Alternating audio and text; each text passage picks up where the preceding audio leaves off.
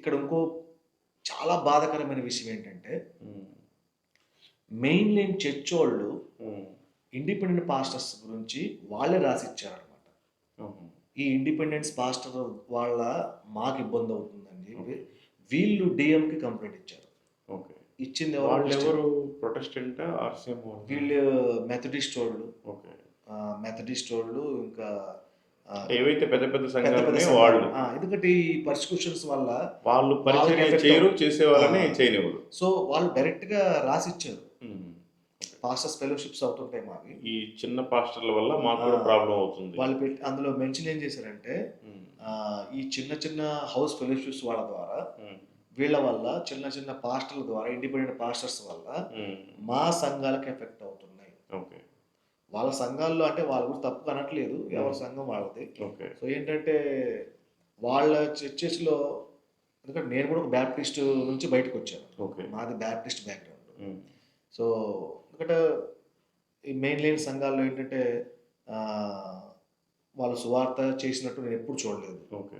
వాళ్ళు బయటకొచ్చి చేసినట్టు నేనెప్పుడు చూడలేదు. హ్మ్. వాళ్ళు ఈ బ్యా మెథడిస్టోళ్ళు గాని, బ్యాప్టిస్టులు గాని ఎప్పుడు తన్నులున్నట్టు నేను చూడలేదు. ఓకే. ఇప్పటి వరకు కూడా. అవును. ఏ క్యాథలిక్స్ కూడా తన్నులున్నట్టు చూడలేదు. హ్మ్. నన్స్ గిన్స్ అంటే అది వేరే విషయం. అవును. సో ఇది నేను చూడలేదన్నమాట. హ్మ్. హ్మ్. సో వీళ్ళేందంటే ఆల్రెడీ ఆర్ఎస్ఎస్‌టోళ్ళు మనకు విరోధమే. హ్మ్. బజరంగ దళోళ్ళు విరోధమే. హ్మ్. సో ఇంకో క్రిస్టియన్‌లోనే క్రిస్టియానిటీ విరోధం అయిపోయింది. ఓకే. ఇదొక కొత్త మలుపు. ఒత్తిడి. ఒత్తిడి హ్మ్. ఎక్కువైపోయింది. హ్మ్. సో ఇట్లా అన్న. సో ఇన్ని పరిస్థితులు ఉన్నా గాని హ్మ్. నన్ను ఎంతోమంది ఇక్కడ బెదిరించారు. హ్మ్.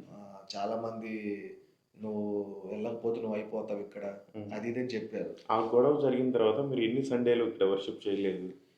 అది జరిగిన తర్వాతన్న నేను ఒక 2 మంత్స్ చేయలేదు. ఓకే. అప్పుడు ముందు ఎంతమంది వచ్చేవాళ్ళు బిలీవర్స్?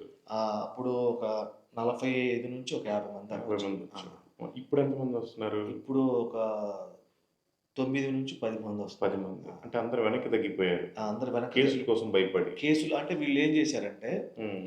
వాళ్ళందరిని ఎట్లా భయపించారంటే హ్మ్. మీరు గనక చర్చికెళ్తే వెళ్తే మీ గవర్నమెంట్ తరపు నుంచి వచ్చేటువంటి ఏది కూడా మీకు రాదు. అన్ని ఫీచర్స్ అని ఆపేస్తాం. చెప్పారు. ఓకే. బెనిఫిట్స్. బెనిఫిట్స్ అన్నీ ఆపేస్తాం. అది కంట్రోల్ నుంచి హ్మ్. వచ్చేయి గాని అన్నీ ఆపేస్తాము. హ్మ్. అనేసరికి ఎందుకంటే ఎక్కువ చర్చి వచ్చే వాళ్ళందరూ కూడా కొద్దిగా మిడిల్ క్లాస్ ఫ్యామిలీస్. పేదలు. ఓకే.